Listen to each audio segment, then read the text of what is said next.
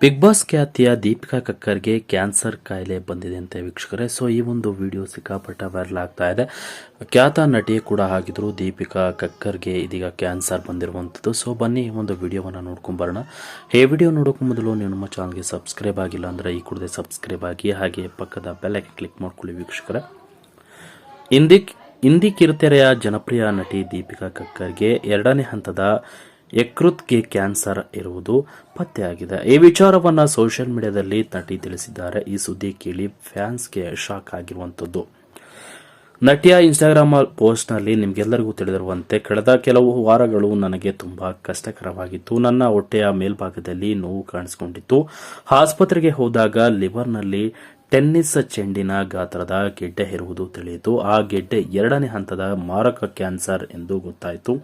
ನಾನು ನೋಡಿದ ಅತ್ಯಂತ ಕಷ್ಟಕರ ಸಮಯಗಳಲ್ಲಿ ಇದು ಒಂದು ಎಂದಿದ್ದಾರೆ. ಕ್ಯಾನ್ಸರ್ ವಿಚಾರ ತಿಳಿದ ಮೇಲೆ ನಾನು ಈಗ ಪಾಸಿಟಿವ್ ಆಗಿ ಇದ್ದೇನೆ. ಕ್ಯಾನ್ಸರ್ ಅನ್ನು ಎದುರಿಸಿ ಬಲಶಾಲಿಯಾಗಿ ಹೊರಬರಲು ದೃಢ ನಿಶ್ಚಯ ಮಾಡಿದ್ದೇನೆ. ನನ್ನ ಇಡೀ ಕುಟುಂಬ ನನ್ನೊಂದಿಗೆ ಇದೆ. ನಿಮ್ಮೆಲ್ಲರ ಪ್ರೀತಿ ಮತ್ತು ಪ್ರಾರ್ಥನೆಗಳು ನನ್ನೊಂದಿಗೆ ಇದೆ. ದಯವಿಟ್ಟು ನನಗಾಗಿ ಪ್ರಾರ್ಥಿಸಿ ಎಂದು ಕೂಡ ಬರೆದುಕೊಂಡಿದ್ದಾರೆ ವೀಕ್ಷಕರ.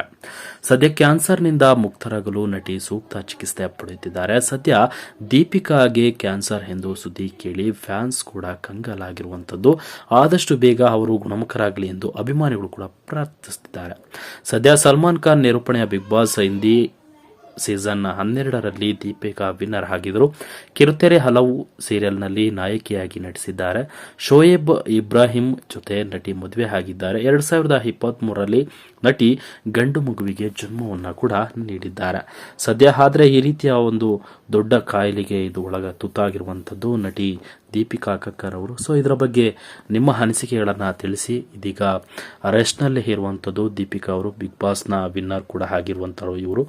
ಸೊ ದೀಪಿಕಾ ಕಕ್ಕರ್ ಅವರ ಬಗ್ಗೆ ನಿಮ್ಮ ಅನಿಸಿಕೆಯನ್ನು ತಿಳಿಸಿ ಅಂತ ಹೇಳ್ತಾ ವಿಡಿಯೋ ಮುಗಿಸ್ತಾ ಇದ್ದೀನಿ. Thank you.